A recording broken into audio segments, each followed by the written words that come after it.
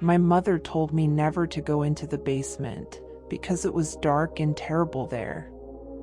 But I wanted to see what was making the noise down there. It sounds like a puppy. I want to see that dog. I opened the basement door and hid from her and went down alone. I didn't see a single puppy. But my mother discovered me. She quickly dragged me out of the basement and scolded me. She was very angry, something I had never seen from her before. So, I didn't dare to ask her more why the boy in the basement made noises like a puppy and why he had no arms or legs.